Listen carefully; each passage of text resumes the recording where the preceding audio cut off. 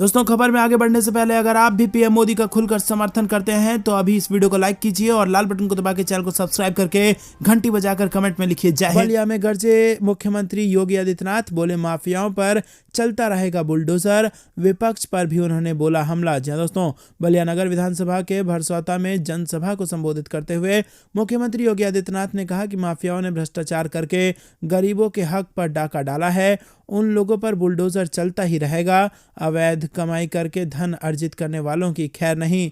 अभी तो राशन दे रहे हैं, उज्ज्वला योजना के लाभार्थियों को होली और दिवाली पर रसोई गैस भी फ्री में बांटेंगे। बेटी के जन्म से लेकर पढ़ाई तक का खर्च सरकार देगी। सामूहिक विवाह योजना में 51,000 से बढ़ाकर 1 लाख रुपया देंगे। दिव्यांग, वृद्ध, विधवा, महिला पेंशन को 18,000 सालाना किया जाएगा। मुख्यमंत्री योगी आदित्यनाथ ने भाजपा प्रत्याशी दयाशंकर सिंह और बैरैया से आनंद स्वरूप शुक्ल के समर्थन में जनसभा किया और मुख्यमंत्री की घोषणाएं यही नहीं रुकी। उन्होंने कहा कि नौकरी निकलती थी तो चाचा भतीजे वसूली पर निकल जाते थे, अब ऐसा नहीं होगा। दोस्तों, रुक करते हैं अगली बड़ी खबर की तरफ। अखिलेश पर राजा भैया का जोरदार पलटवार, धरती पर कोई माई का लाल पैदा नहीं हुआ, कुंडा कुंडा ही रहेगा। जी हाँ दोस्तों, आपको बता दें कि राजा भैया ने ये बड़ा बयान दिया है। बृहस्पतिवार को कुंडा के विधानसभा से सपा प्रत्याशी गुलशन यादव के समर्थन में आयोजित जनसभा में सपा के राष्ट्रीय अध्यक्ष अखिलेश यादव के कुंडा में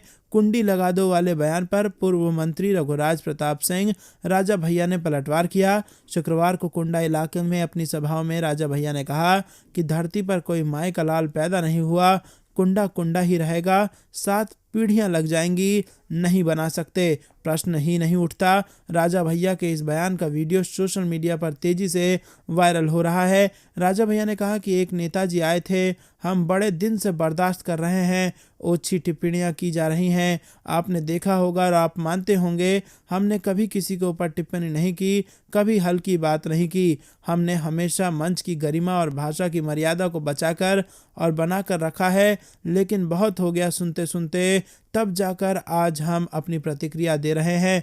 राजा भैया ने कहा कि चुनाव लड़ रहे हो, लोकतंत्र है, सभी लड़ रहे हैं, अपना एजेंडा बताओ, अपनी नीतियां बताओ, घोषणा पत्र बताओ, लेकिन जो जिस भाषा में समझे वो कह रहे हैं कि 10 मार्च को सरकार बन रही है, गलत फहमी दूर कर लें, ना सरकार बन रही है और ना मैं बनने दूंगा। दोस्तों, रुक करते हैं अगली बड़ी खबर की तरफ।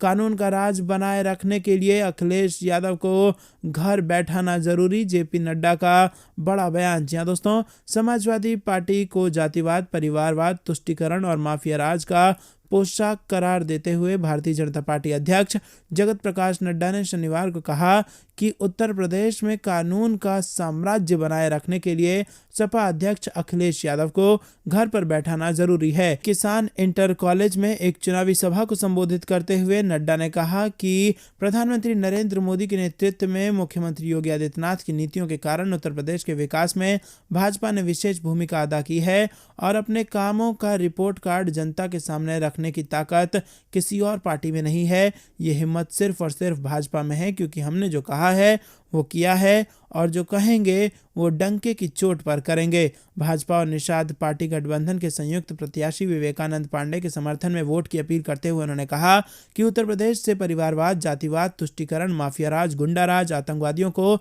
अगर समाप्त करना है और कानून का राज जारी रखना है तो अखिलेश को घर पर बैठाना जरूरी है। तो दोस्तों, आपको क्या कुछ लगता है कमेंट में बताइए। वीडियो लाइक नहीं किया है तो लाइक जरूर कीजिए। रुक करते हैं अगली बड़ी खबर की तरफ। राजनाथ सिंह का बयान, भारत इकलौता ऐसा देश जिसने दूसरों की कभी 1 इंच जमीन भी नहीं हड़पी। जी हाँ दोस्तों, आपको बता दें कि दिल्ली विश्वविद्यालय के 98वें दीक्षांत समारोह में शनिवार को रक्षा मंत्री राजनाथ सिंह ने दावा किया कि भारत दुनिया का इकलौता देश है जिसने कभी हमला नहीं किया और न ही दूसरे देशों की 1 इंच जमीन हड़पी। समारोह के मुख्य अतिथि के रूप में अपने संबोधन के दौरान राजनाथ सिंह ने कहा कि भारत की शक्ति दुनिया के कल्याण के लिए है, न कि किसी को डराने के लिए।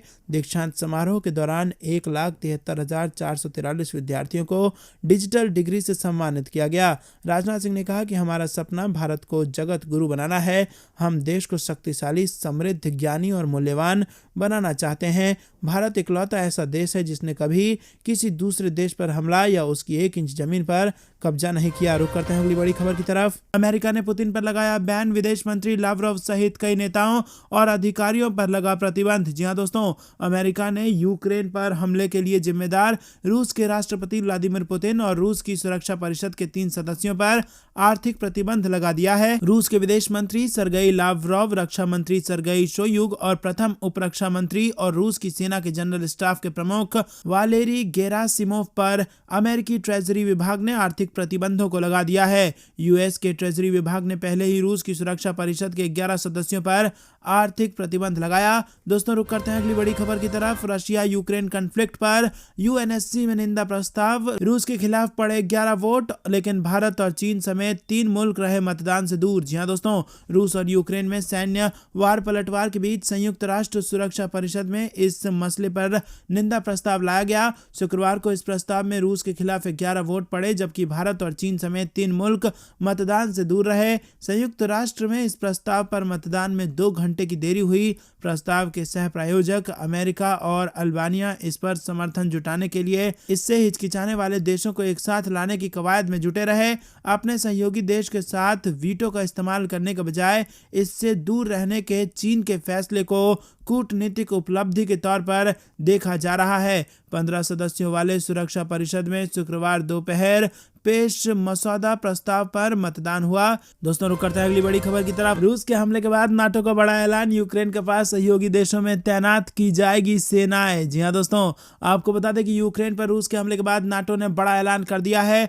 नाटो चीफ जेंस स्टोल्टेनबर्ग ने कहा कि अमेरिकी राष्ट्रपति जो बाइडेन और उनके समकक्ष यूक्रेन पर रूस के हमले के मद्देनजर अपने सहयोगी देशों की रक्षा के लिए सेना की तैनाती पर सहमत हुए हैं। जेंस स्टोल्टेनबर्ग ने कहा कि नेताओं ने नाटो प्रतिक्रिया बल की कुछ त्वरित तैनात होने वाली टुकड़ियों को भेजने का फैसला लिया है। हालांकि उन्होंने ये नहीं बताया कि कितने सैनिकों की तैनाती की जाएगी, लेकिन उन्होंने कहा कि इस कदम में जमीनी, समुद्री और वायु शक्ति शामिल है। माना जा रहा है कि रूस के रोमानिया में एक जहाज पर हमले के बाद ये कदम उठाया जा रहा है। दरअसल रोमानिया नाटो का सदस्य है। दोस्तों, रुक करते हैं अगली बड़ी खबर की तरफ। रिपोर्ट में दावा, अमेरिका मदद करे तो सीपैक को खत्म करने के लिए तैयार है इमरान सरकार। जी हां दोस्तों, आपको बता दें कि पाकिस्तान चीन को धोखा दे सकता है। आर्थिक संकट और अंतर्राष्ट्रीय अलगाव के साथ ही चीन पर लगातार बढ़ रही निर्भरता के बीच पाकिस्तान की इमरान सरकार चाइना पाकिस्तान इकोनॉमिक कॉरिडोर को खत्म करने के लिए तैयार है। एशिया टाइम्स ने दावा किया है कि पाकिस्तान ने सीपैक को रद्द करने की पेशकश की है। हालांकि वो ऐसा तभी करेगा जब अमेरिका से उसे ऐसी ही मदद मिले। दरअसल पाकिस्तान एक बार फिर अमेरिका के साथ संबंधों को सुधारने की कोशिश कर रहा है। इसीलिए प्रधानमंत्री इमरान खान ने मोईद यूसुफ को पाकिस्तान नेशनल सिक्योरिटी एडवाइजर यानी कि NSA नियुक्त किया है। एशिया टाइम्स ने अपने एक रिपोर्ट में यह दावा किया है कि अगर पाकिस्तान को वाशिंगटन से इसी तरह की वित्तीय सहायता मिलती है तो वो चीन के साथ सीपैक को खत्म कर देगा। दोस्तों, रुक करते हैं अगली बड़ी खबर की तरफ। जमानत बचाने के लिए चुनाव लड़ रहा है विपक्ष। बीजेपी होगी 350 के पार, अश्विनी चौबे का उत्तर प्रदेश में दावा। जी हां दोस्तों, यूपी विधानसभा चुनाव को लेकर बीजेपी ने चुनाव प्रचार तेज कर दिया है।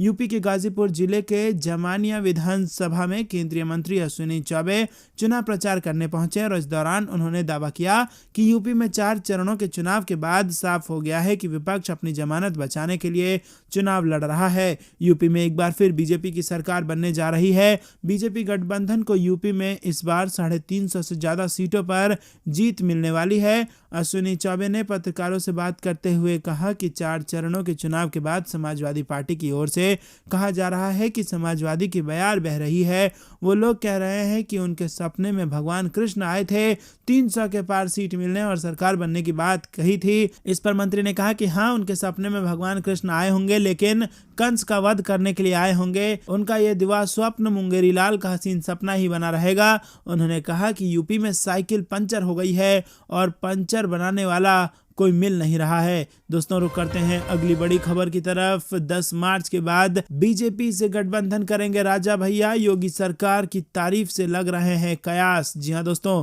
आपको बता दें कि 5वें चरण में प्रतापगढ़ जिले की कुंडा विधानसभा सीट पर वोटिंग है और इस सीट से जनसत्ता दल के सुप्रीमो रघुराज प्रताप सिंह और राजा भैया चुनावी मैदान में उतरे हैं।